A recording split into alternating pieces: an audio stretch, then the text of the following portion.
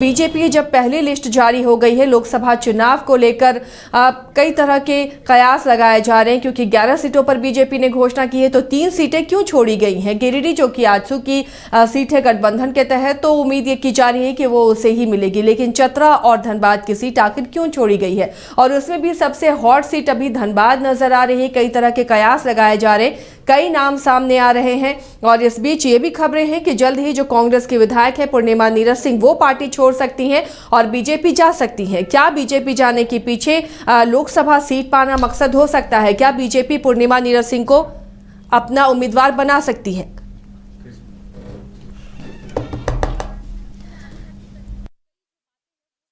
साथ जुड़ी हुई हैं और एक और नाम जिसके लिए हमें आरा जाना होगा हमारी सहयोगी नेहा के पास भी, क्योंकि एक और नाम अब सामने आ रहा है धनबाद की उस सीट पर, और वो पवन सिंह का नाम है। पवन सिंह जिन्हें बीजेपी ने टिकट दिया आसनसोल से, लेकिन उन्होंने माफी मांगते हुए इस सीट को छोड़ दिया है। तो क्या आसनसोल की जगह अब पवन सिंह धनबाद से चुनाव लड़ सकते हैं? क्या जो पीएन सिंह धनबाद के मौजूदा सांसद हैं उनका टिकट कटेगा? और इस रेस में कई हैं, ढुल्लू महतो भी हैं, धनबाद के जो विधायक हैं राज सिन्हा वो भी हैं। ये विधायक बीजेपी के ढुल्लू महतो और राज सिन्हा। इसके अलावा रागिनी सिंह हैं जो संजीव सिंह की पत्नी हैं, और लगातार वो कोशिश कर रही हैं कि टिकट उन्हें मिले। लगातार वो इलाकों में बीजेपी के लिए काम करती हुई नजर आ रही हैं और उन्हें उम्मीद है कि टिकट उन्हें मिले। तो ऐसे रेस में बहुत ज़्यादा हैं, 4-5 नाम हैं जो लगातार चर्चा में बने हुए हैं। नेहा का रुख करते हैं। नेहा, पवन सिंह ने आसनसोल की सीट छोड़ दी और अब क्या जो कयास लगाए जा रहे हैं, जो चर्चा सुनने को मिल रही है कि पवन सिंह ने कहा कि वो बिहार और झारखंड में किसी भी सीट पर चुनाव लड़ सकते हैं, तो क्या झारखंड की धनबाद वो सीट हो सकती है जिसमें पवन सिंह चुनाव लड़ सकते हैं? क्या बीजेपी धनबाद सीट से पवन सिंह को टिकट दे सकती है?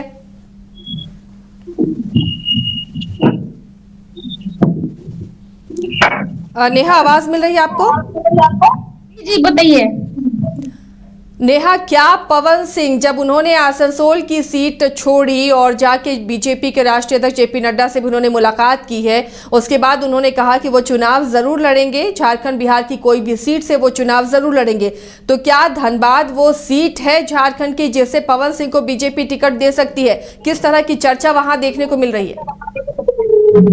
जी, जिस तरह से भोजपुर के वह सुपरस्टार माने जाते हैं, भोजपुर क्या पूरे बिहार के भोजपुरी के सुपरस्टार पवन सिंह माने जाते हैं, और इसे लेकर जो सीट जो पहले मिली थी आसनसोल की सीट भाजपा द्वारा दी गई थी, कहीं ना कहीं उन्होंने शुरुआती दौर में उन्होंने ना कह दिया, फिर उसके बाद उन्होंने कहा कि बिहार नहीं तो झारखंड में किसी भी सीट से वह भाजपा के लिए चुनाव लड़ सकते हैं और एमपी का जो चुनाव है उसको लड़ सकते हैं। उसे लेकर भोजपुर खासकर, क्योंकि उनका घर भी है और वह भोजपुरी के सुपरस्टार माने जाते हैं, इसे लेकर लोगों की चर्चा का जो बाजार है वह गर्म है। और कहीं ना कहीं वो आरा सीट को जो अभी आरके सिंह है यहाँ के सांसद हैं, वो उनकी जगह वह अपने को, जैसे पवन सिंह है उनकी पहली प्राथमिकता आरा की सीट है, यहाँ से लड़ने का पहला प्राथमिकता है। लेकिन अब जो सीट का जो मिलना न मिलना तो भाजपा तय करेगी, लेकिन कहीं ना कहीं यहाँ की जो उनके फैंस हैं, भोजपुरी जो उनके गाने हैं काफी सुपर हिट होते हैं और पावर स्टार माने जाते हैं भोजपुर सहित पूरे बिहार के, और पवन सिंह को लेकर लोगों में चर्चा का बाजार गर्म है। और कहीं ना कहीं जिस तरह से लोकसभा का चुनाव है और कई बार देखा गया है कि जो फिल्मी स्टार हैं या जो भोजपुरी के कई इससे पहले भी भाजपा से टिकट मिले हैं और वो जीते हैं, इसे लेकर कहीं ना कहीं राजनीति में आना चाहते हैं पवन सिंह, और इसे लेकर वह भोजपुर, चाहे भोजपुर के अलावा बिहार या झारखंड के किसी भी सीट से वह भाजपा के लिए चुनाव लड़ सकते हैं। उनकी जो उम्मीद है उन्होंने जताई है। अब देखने वाली बात होगी कि वह कौन सी सीट पर खड़े होंगे, कि पहली प्राथमिकता उनको आरा उन्होंने अपना जाहिर किया। लेकिन लगता है नेहा कि आरा सीट मिलना इतना आसान होगा, भले ही उनकी इच्छा है कि आरा सीट से ही वो चुनाव लड़े, लेकिन मौजूदा सांसद को बीजेपी क्या रिप्लेस करना चाहेगी वहां से?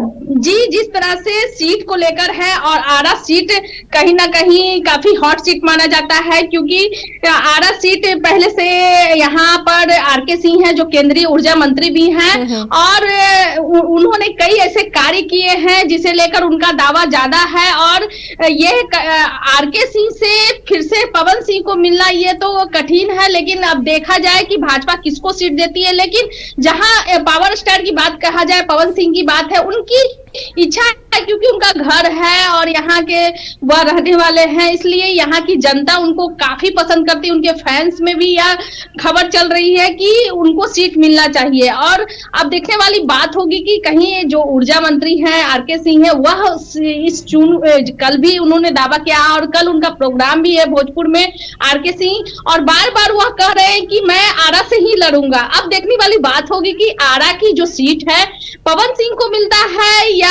आरके सिंह फिर से टिकट मिलेगी, उसके बाद ही तय होगा। लेकिन कहीं ना कहीं पहली इच्छा जो आरके सिंह के जगह पवन सिंह ने अपने को माना है।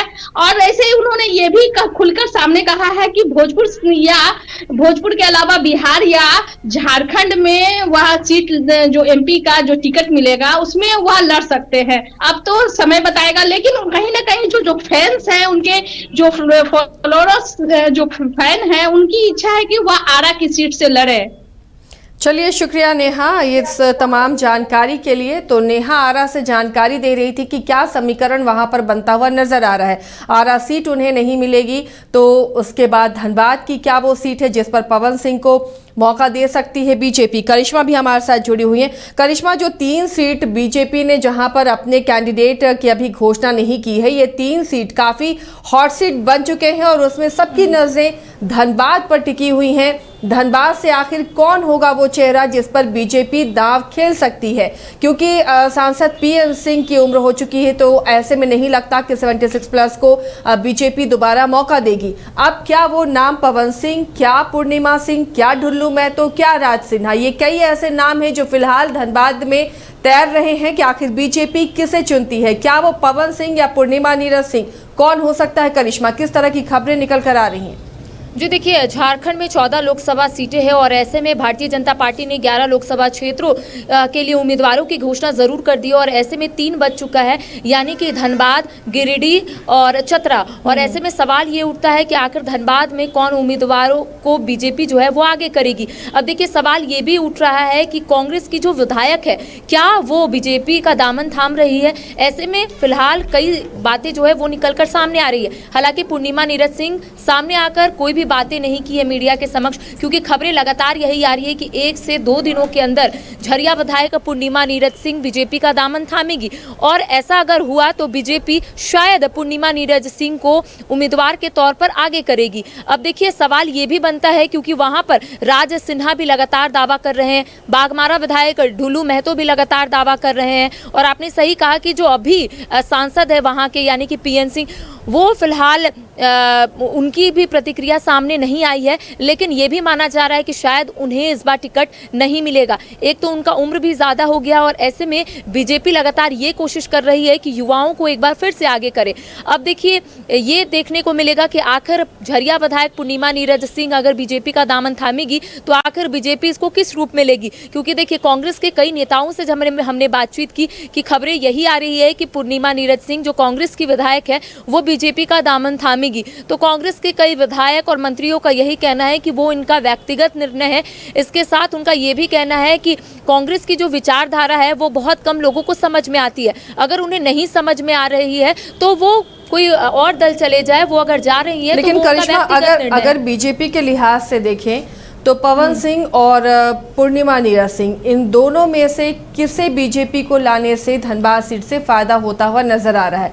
ये जाहिर तौर पर बीजेपी की सीट रही है धनबाद और पीएन सिंह वहां से कई बार सांसद रहे हैं, लेकिन अब अगर पूर्णिमा नीरज सिंह आती है, क्योंकि ये वही पूर्णिमा नीरज सिंह है जिन्होंने यहाँ से कांग्रेस की जो गरीबी थी धनबाद में कहे, जो सीट जीती उन्होंने और कांग्रेस का यहाँ खाता खुलवाया था। और अब जब पूर्णिमा नीरज सिंह अगर बीजेपी जाती है और बीजेपी उन्हें लोकसभा चुनाव से लड़वाती है तो बीजेपी को कितना फायदा होगा और ये कांग्रेस के लिए भी विधानसभा चुनाव में कितना नुकसानदेह हो सकता है?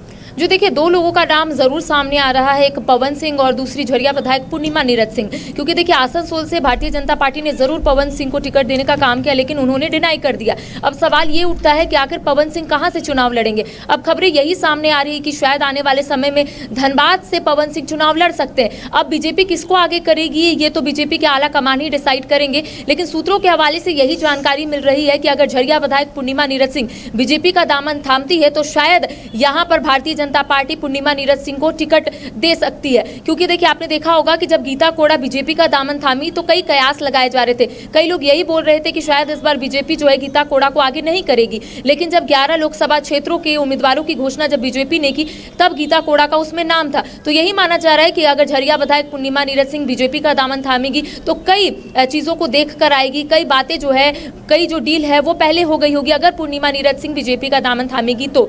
आपने सवाल पूछा कि क्या कुछ फायदा होगा अगर पवन सिंह वहां पर चुनाव लड़ेंगे या फिर पूर्णिमा नीरज सिंह। तो देखिए पूर्णिमा नीरज सिंह क्षेत्र को लेकर काफी गंभीर रहती है, वहां के जितने भी मुद्दे हैं उसको कहीं ना कहीं उठाने की कोशिश करती है। हालांकि कांग्रेस से वो थोड़ा अपने आप को अलग कर दी थी, लेकिन क्षेत्र में लगातार या फिर निरंतर काम वो करती हुई नजर आ रही थी। और ऐसे में अगर पूर्णिमा नीरज सिंह का नाम सामने आ रहा है तो वहां के जो स्थानीय लोग हैं उनका यही कहना है कि पूर्णिमा नीरज सिंह बेहतरीन काम की है।